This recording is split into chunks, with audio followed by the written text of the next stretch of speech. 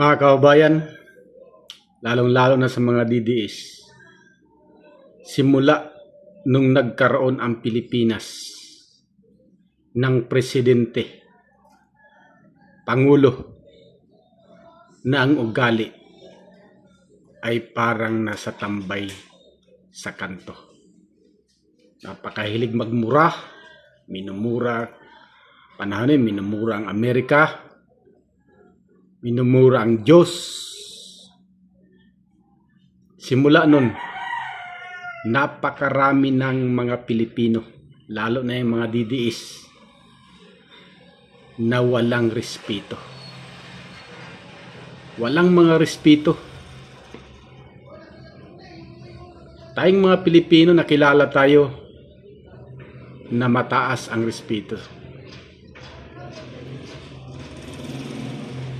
Anong nangyari ngayon? Kung murahin ang Pangulo, kung ano-anong sinasabing masasakit. Nakita nyo nung nagsalita si Baste, yung magkapatid ng mga Duterte. Anong nangyari sa mga Pilipino? Walang respeto, napakaraming walang respeto, lalo na yung mga DDS. Kapag nagpapahayag ka na kumakampi ka sa administrasyon, mura ang aabutin mo agad. Yan yung nangyayari. Ang dapat sa ating mga Pilipino, dapat matuto tayong rumispeto. Ito, mga DDS, tandaan ninyo.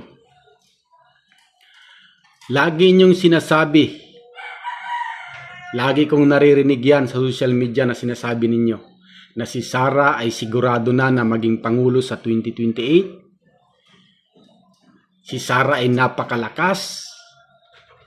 Nakakasiguro na kayo sa 2028 na maging Pangulo si Sara Duterte. Ang tanong, bakit kayo nag-iingay? Bakit pilit niyong binabagsak ang ating gobyerno ngayon? Pilit niyong pinapababa kahit ano-anong salitang masasama, pagbibintang sa ating Pangulo.